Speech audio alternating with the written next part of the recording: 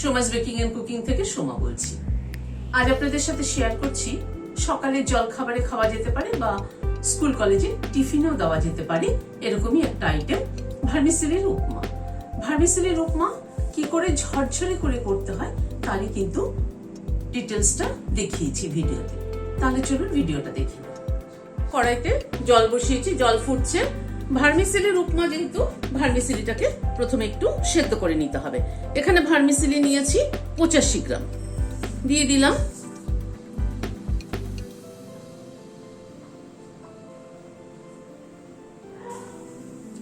ভার্মিসেলিটা একটু বয়েল হওয়া অবধি অপেক্ষা করব। এই মিনিট 2-3 মতো বয়েল করলাম। দেখে নিয়ে একবার ভার্মিসেলিটা সেদ্ধ হলো কিনা।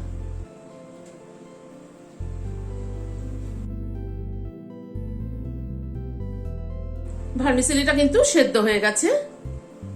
গ্যাসটা বন্ধ করে দিয়ে এটা একটা স্ট্রেনারে ঢেলে দিচ্ছি।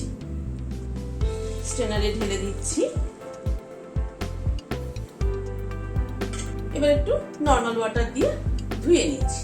ভার্মিসেলি কিন্তু কখনোই বেশি সেদ্ধ করতে নেই, জাস্ট একটু বয়েল হলে মিনিট 2-3 করলেই যথেষ্ট। ভার্মিসেলি বেশি বয়েল করলে পরে কিরকম একটা চিপচিপে মতো হয়ে যাবে, মানে স্টিকি হয়ে যায়। নরমাল ওয়াটার দিয়ে ধুয়ে নিলাম। ভার্মিসেলির উপমায় দেওয়ার জন্য খানিকটা সবজি কেটে নিয়েছি। এখানে একটা গাজরের হাফ পোর্শনটা এরকম ছোট ছোট ডুমো ডুমো করে কেটে নিয়েছি, আর 5-6টা মতো বিনস এরকম ছোট ছোট করে কেটে নিয়েছি। 2টো পেঁয়াজ লম্বা লম্বা করে কুচিয়ে নিয়েছি।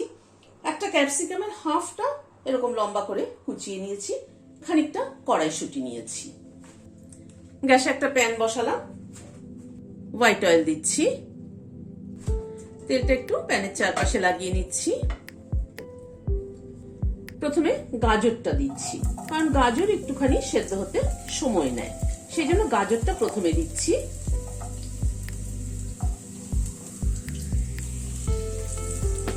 গাজরটাকে আগে একটু নাড়াচাড়া করে নিচ্ছি।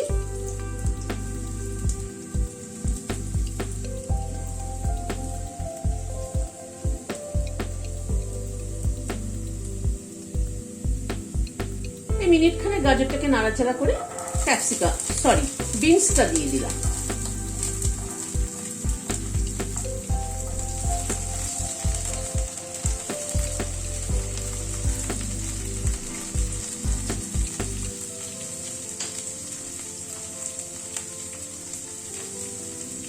গাজর বিনসের উপরে অল্প একটু নুন ছড়িয়ে দিলাম, যাতে ভাজার সময় গাজর বিনসের মধ্যে একটু নুন ঢোকে।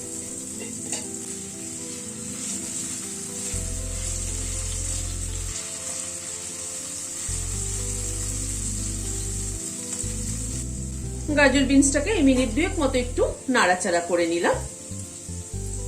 এবার পেঁয়াজটা দিয়ে দিচ্ছি।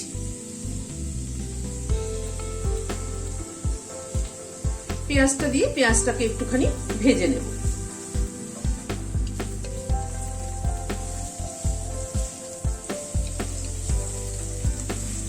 আগে পেঁয়াজটা দিলাম না এই কারণেই যে পেঁয়াজটা যদি আগে দিতাম, পেঁয়াজটা ভেজে নিয়ে তারপরে যদি সবজিগুলো দিতাম, তাহলে কিন্তু পেঁয়াজটা একটু বেশি ভাজা হয়ে যেত, মানে একটু পুড়ে যেত, সেটা কিন্তু ভালো লাগতো না খেতে। সেই জন্য পেঁয়াজটা কিন্তু একটু হালকা ভাজা হলেই খেতে কিন্তু ভালো লাগে বেশি। একটা কাঁচা লঙ্কা মাথাটা ছিঁড়ে দিয়ে দিলাম।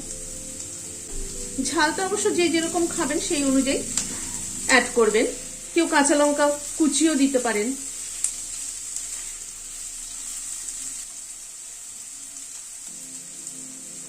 পেঁয়াজটা দিয়ে আবার একটু নাড়াচাড়া করে নিলাম, মিনিট 2 মতো একটু নাড়াচাড়া করে নিলাম।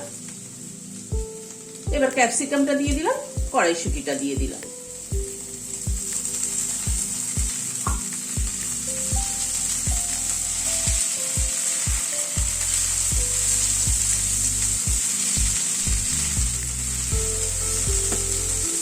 ক্যাপসিকাম আর কড়াইশুঁটিটা দিয়ে আবার একটুখানি নাড়াচাড়া করে নিচ্ছি। ক্যাপসিকাম আর কড়াইশুঁটিটা দিয়ে আবার একটুখানি নাড়াচাড়া করে নিলাম। 1 মুঠো কিশমিশ দিয়ে দিলাম, এটা অবশ্য অপশনাল, কেউ চাইলে স্কিপও করতে পারেন।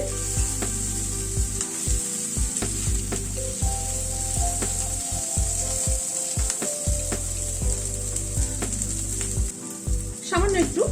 দিয়ে দিলাম।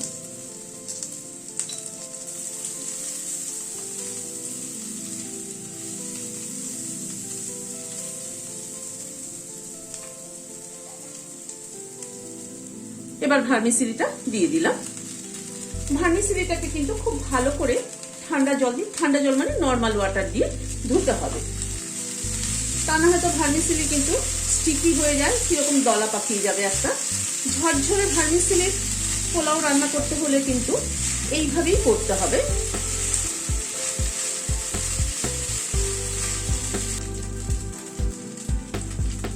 হাফ চামচ মতো নুন দিয়ে দিলাম, অল্প একটু চিনি দিয়ে দিলাম। চিনি যদি কেউ পছন্দ না করে তুমি স্কিপ করবে।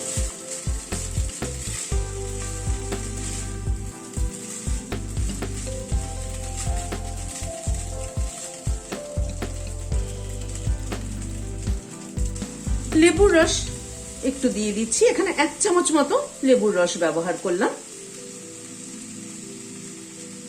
আর খানিকটা ধনেপাতা কুচি দিয়ে দিচ্ছি।